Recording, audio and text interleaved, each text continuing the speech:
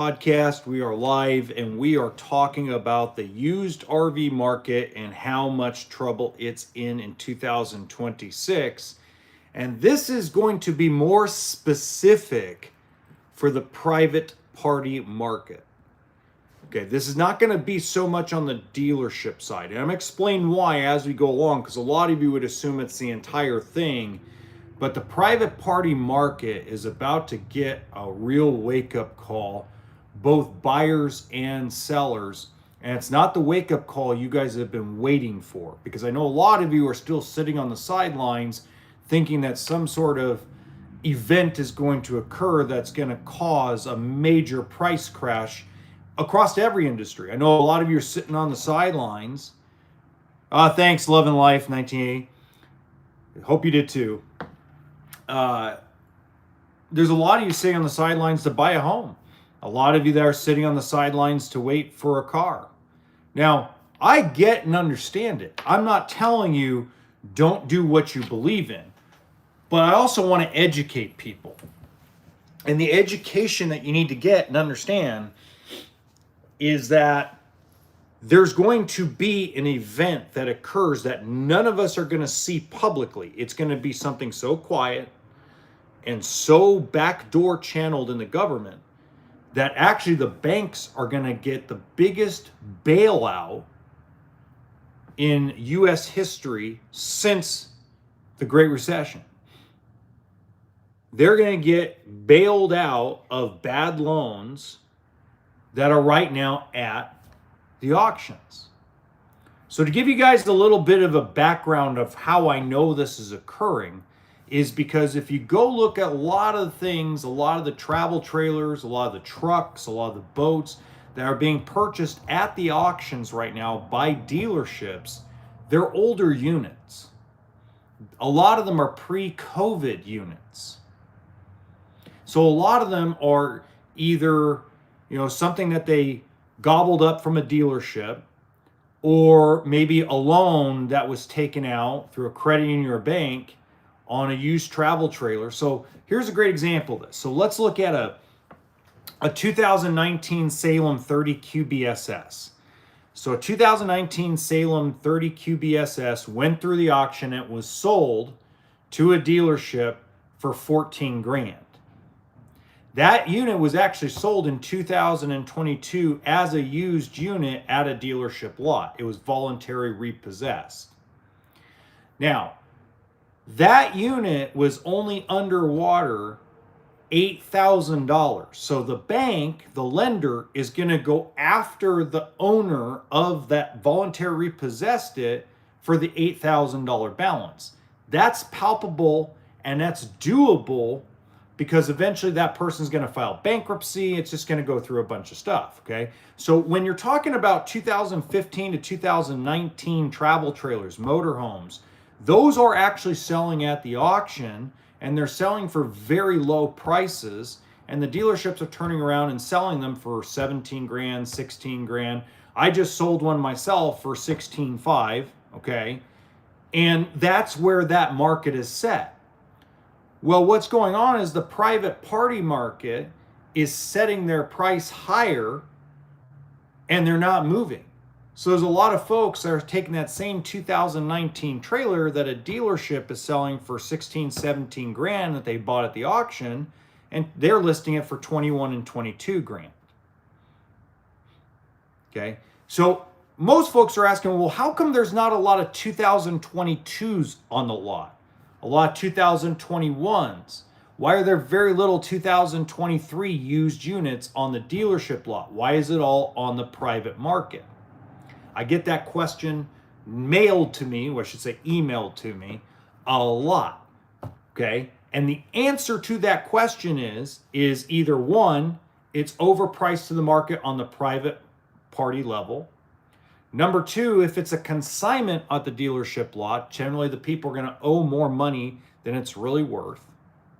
Number three, and this is the most important part, is they are voluntarily repossessing the units, and the value of the travel trailer, the value of the toy hauler, the value of the motorhome is too low to compensate for the loss the bank's going to take. Let me explain that in a little more detail. So there right now is a 2022 Keystone Montana that actually is going through an auction in Texas. The wholesale book on that unit is $38,850. Most dealers are willing, especially since it's in good shape. From what I understand, it's in really good shape. It's got good tires. Everything works. It was voluntary repossessed. It's a U.S. bank voluntary repossession. Okay?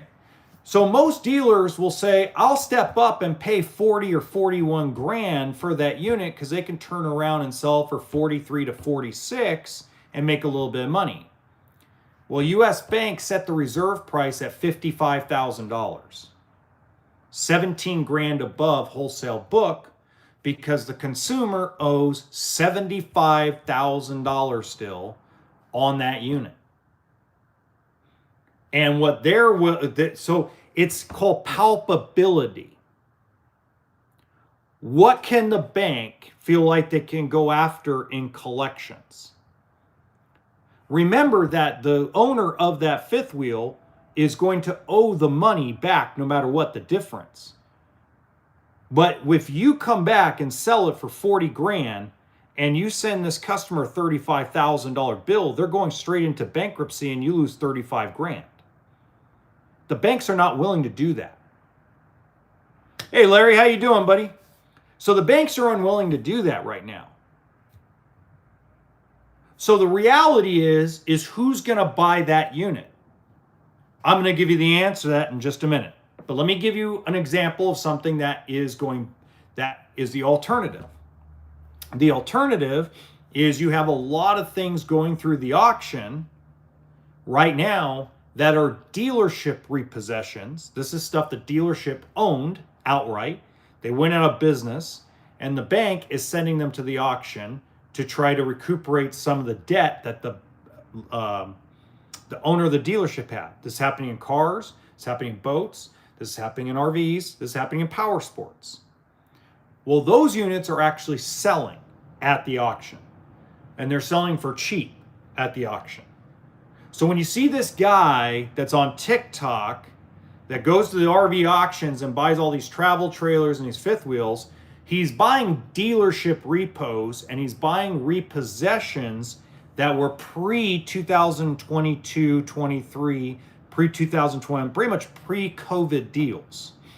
Or if they were financed during COVID, what they are worth compared to what the value of the loan is not that far apart, where the bank feels like they can lose that money and be okay. Because how many people are really going to pay the 8 grand or 10 grand? They're not going to.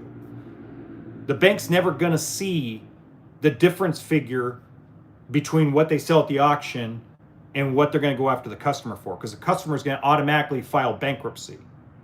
They're going to BK themselves and let it be dealt with in bankruptcy court, or they're going to negotiate a smaller amount in a settlement. That's what's going to happen.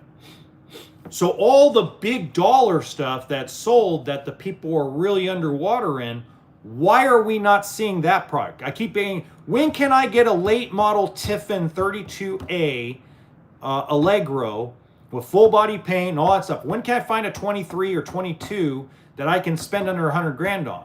And I keep telling them, you're never going to see it. Why can't I see it?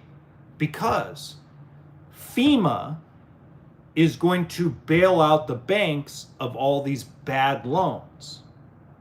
Now, they're not going to assume the entire risk, but let's use that Montana as an example. So that Montana that's going through the auction in Texas, here's what happens. FEMA pays $55,000, which is retail book with ads, and they can justify spending that 55 grand, bail US Bank out of the bad loan, and the bank goes after the 20 grand. Instead of losing $40,000 selling it at the auction, they lose 18 to 20 grand with the government, and they can turn around and write it off their books as a tax deduction instead of waiting for the customer to file bankruptcy. they can take the depreciation down. They can settle out a smaller amount with the customer. So people don't realize FEMA will have their money in March. They'll have the funds for their new year in March of this year. We're 2 months away. In 2 months, you're going to see the auction houses empty out of all those 21s and 22s. So what's that going to do to the private market? It's going to tank it. So the private party market is going to sit and have more voluntary repossessions and FEMA bail out more loans as we go along over the next 3 to 5 years. So you're either going to, if you have the title to your travel trailer, to your toy hauler, to your motorhome, and you're selling it privately, you are listing your unit too high. The market has gone down.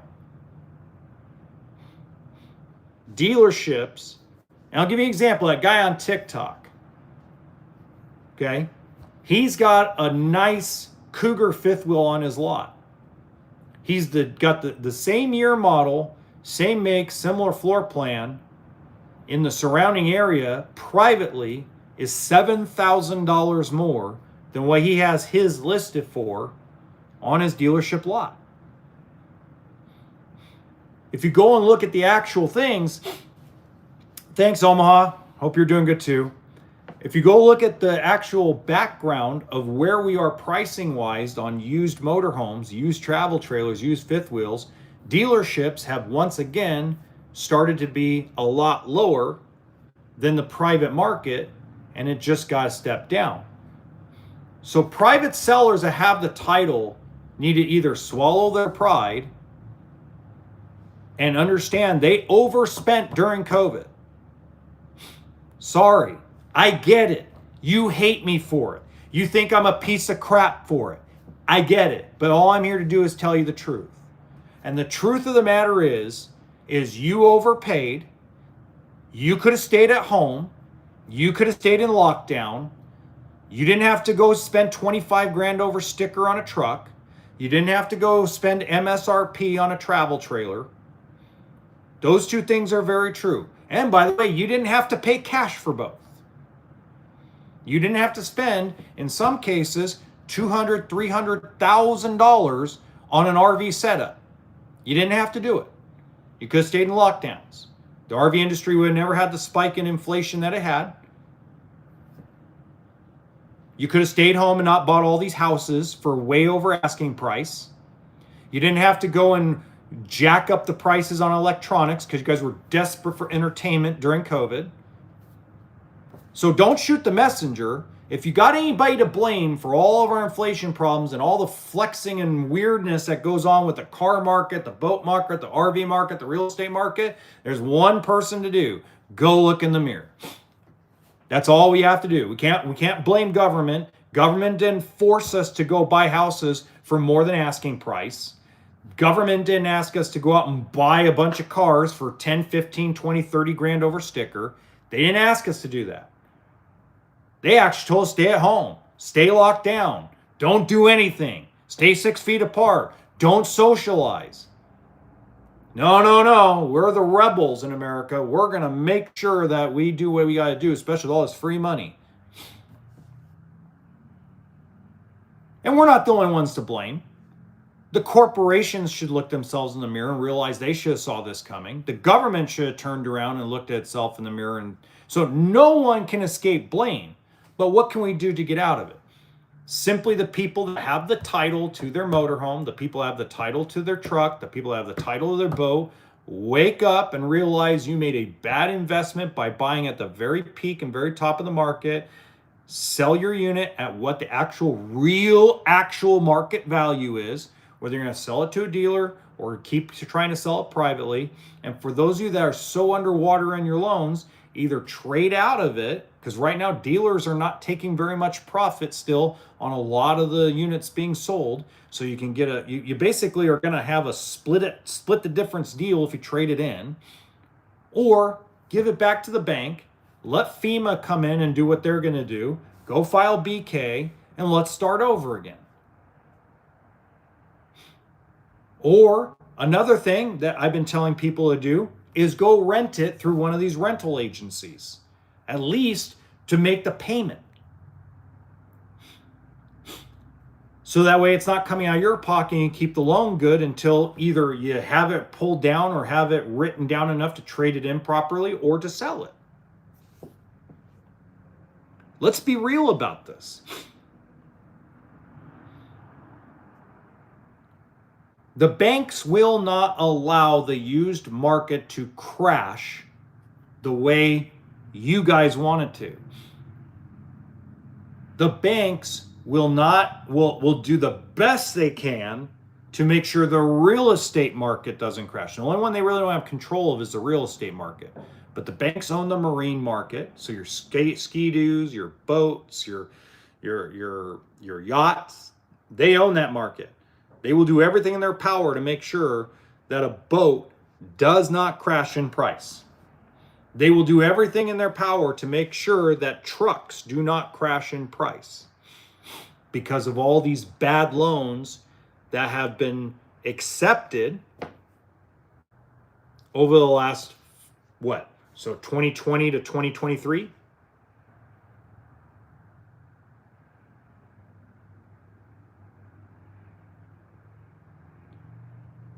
So that's the reality. Hello, I'm not going to give out my information right now, guys. If you want, you can email me and I can share some stuff with you. I don't share with people in the comments any of my personal information. So if you want to talk or ask me questions, or if you live anywhere on the West Coast, I'm more than happy to talk to you through email, or if you want, you can do direct message through Instagram and Facebook. So what we need to look at overall is, why are the buyers being so stubborn about what these private party purchases are? Why are people holding out to buy a used travel trailer? Specifically, not in California, because California right now, Washington, Idaho, Texas, Oklahoma, Florida, they're doing okay used wise. But why is the used market in Nevada, Arizona, and different states like that being so slow? Why do dealerships and private party dealership sellers and private party sellers, why is Arizona and Nevada so slow and states like them so slow? Well, let me tell you why. Because the buyers are sitting there going, okay, well, the dealership has the used trailer priced right, but I got to pay tax.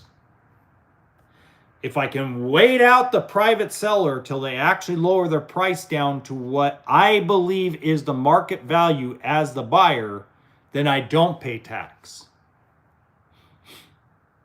So real buyers of products have educated themselves to what the true value of things are. Uneducated people make stupid ass comments in Facebook videos, Instagram posts, YouTube videos, and TikToks because they don't know what they're doing and they want to act smart and act like they actually have an education.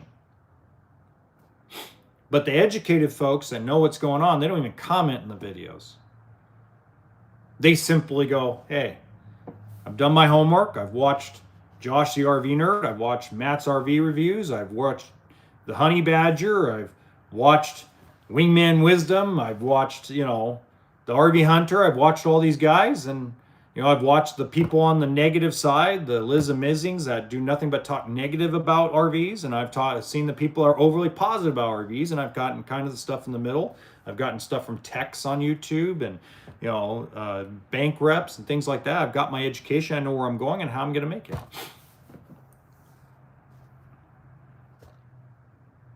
That's the reality that we're facing. People are more educated. The folks that came in, so I sold I did 2 deals this weekend. One of them's an order, so we won't even go into that. We won't go into the third person because we got to make sure the thing fits on the truck. But the person that actually is going to take possession of an RV that we sold this weekend, it's a travel trailer, okay? that travel trailer, they waited and watched that trailer for 4 months. 4 months.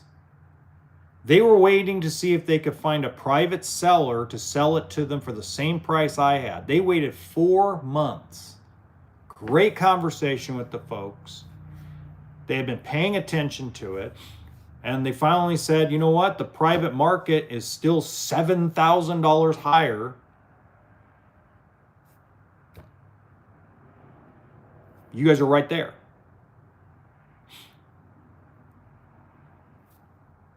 They had to pay tax because that's kind of how it works. But even paying tax, they saved $5,800 over buying from a private seller. Same unit, same year model. Both of us have a title. The dealership has a title and the private party seller has the title.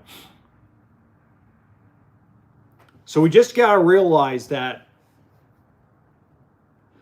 the private market is going to stay volatile all of 2026 until this gets sorted out. And the only way it's going to get sorted out is if people just stop buying privately, stop shopping privately. It's the only way it's going to get sorted out. But on the other flip side of the coin, there are states in the US that allow you to skip out on sales tax if you buy privately. So it's a catch-22. If you stop shopping privately, you may not get the sales tax deal you're looking for. Like some people that like deal with sales tax in like New York or Arkansas or different places of that nature that have actual sales tax, California included, Washington included, Idaho, South Dakota. People sometimes are like, well, if I buy privately, maybe I can wink, just fudge what I actually paid for the unit so that way I pay less tax. But even doing that isn't enticing the private market to move faster. So it's a catch-22 to a lot of things. If you stop buying privately and you stop shopping private market, it has its downsides.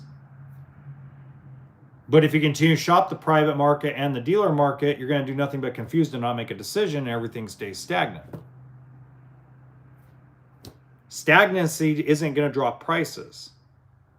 Not like you guys want them to. Stagnancy is all it's going to do is just say, okay, dealers are going to go, I give up, goes the auction. Now they go and go buy it at the auction. Another dealer tries to sell it for the same money that dealer had it for. So it's not going to help you not going out and buying anything. It's not going to help anything. It's not. Now, if this, now here, I talked with a guy that's an economist, and we had a great debate. He didn't want to be on camera, but we had a great debate because he actually is a fan of the podcast.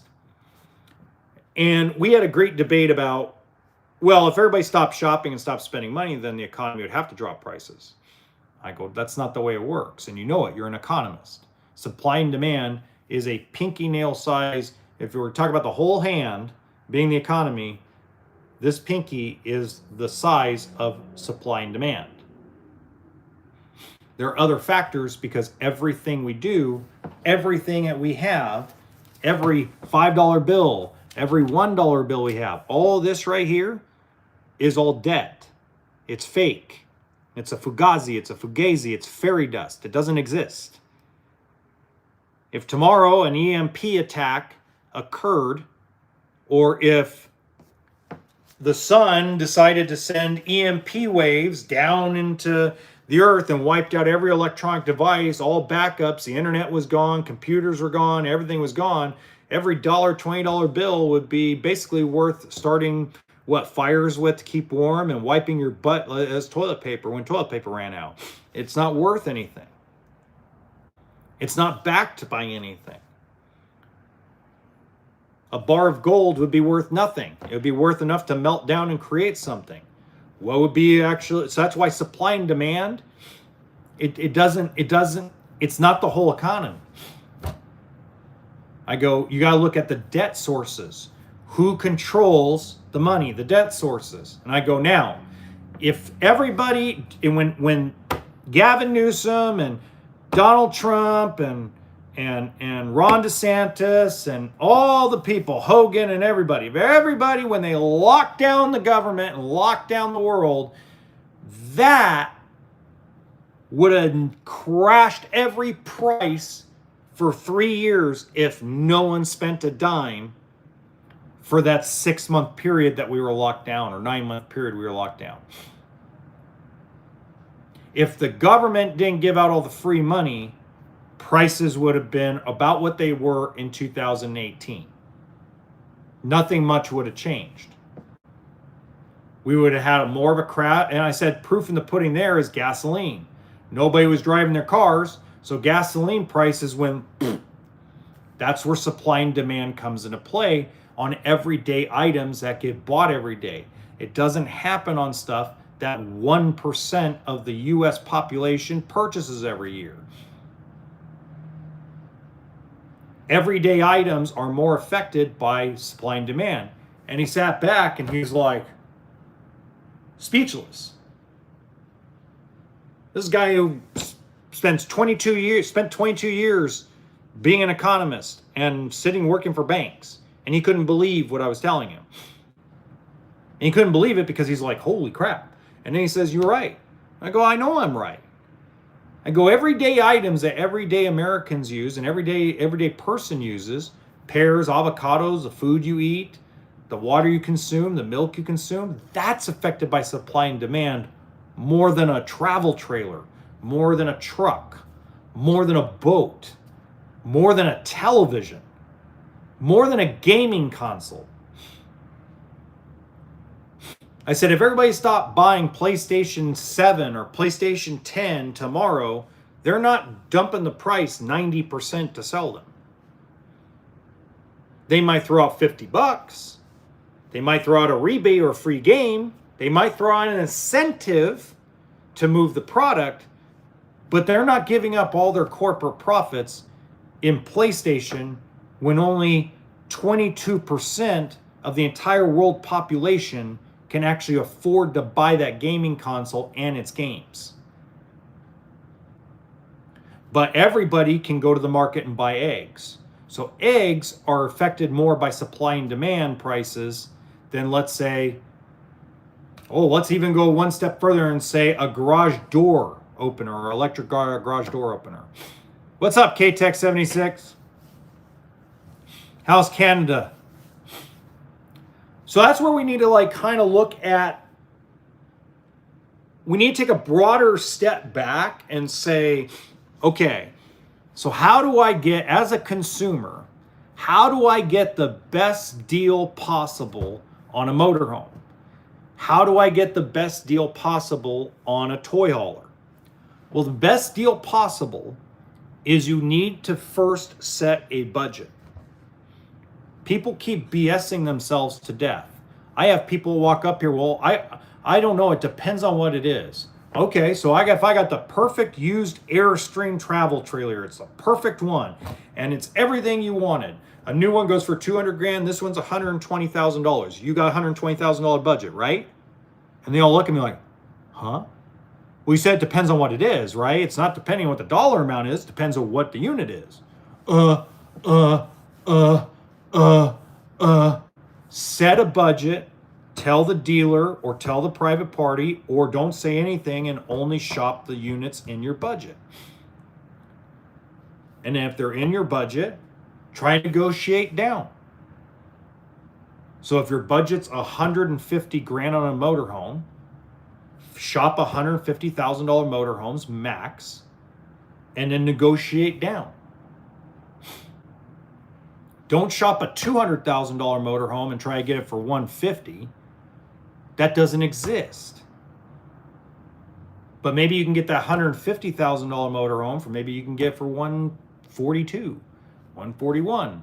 Maybe you can get them. Maybe you can get a factory rebate from Thor or Tiffin or Winnebago. Maybe they got an incentive in financing where if they'll take an extra 10 grand off if you finance it through their dealership.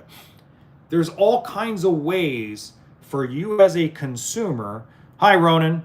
There's all kinds of ways for you as a consumer to get a good deal or even a great deal on any purchase, but you have to stop thinking and stop complaining that nothing is going down even though nothing's selling. There's a bunch of truck dealerships that are not selling trucks and prices are not tanking. There's a guy on YouTube and Facebook and TikTok. All he does is Armageddon everything in the truck industry. Ram trucks are not selling on the lot. Ram dealerships are overstocked with inventory. Yes, but can you go buy a Ram 2500 with a Cummins that's a MSRP 120 grand for $25,000? No. Are you ever going to be able to? No. Are you going to be able to buy it for 50 grand? No. Can you probably buy it for 95? Depends on the incentives that Ram is offering. Can you buy a Ford F-250 Platinum even though I have a 464-day supply? Do you think Ford's going to give it away for 50 cents on the dollar? No. They're not going to.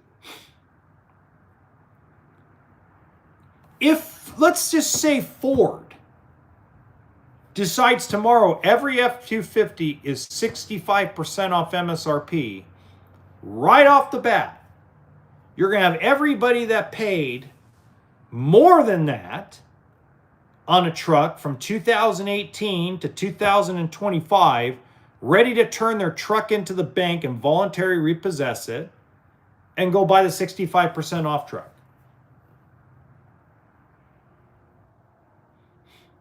Now we're in the same sticky situation where the banks are like, and I'm going to use my middle finger. This is exactly what the bank's going to do at that point. If all those voluntary repossessions happen on a Ford F-250, because Ford decided I'm going to do the right thing. No, they're not. That's not the right thing. The bank's going to go, nah, fuck you, Ford. I ain't doing that. You know what? Every Ford F-250, the bank's going to go, do not lend on any more Fords until they get their shit together. Now Ford's going to go out of business because now they have to rely on Ford Motor Credit only. And then their backers on Ford Motor Credit, which is its own personal bank, is more than likely going to pull their money out because they're like, look at all the bad loans you guys wrote. And then you have to depend on cash buyers. Now every Ford dealer goes out of business. Now Ford as a company goes out of business. Whether you like them or not, it doesn't matter.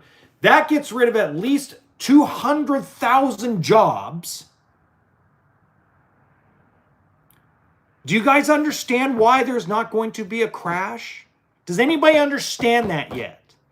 If you don't understand it, you're just ignorant. Sorry. You can call that intimidating. You can call me narcissistic. You can call me every fucking name in the book. I don't care. You're ignorant if you do not understand that process. Flat out.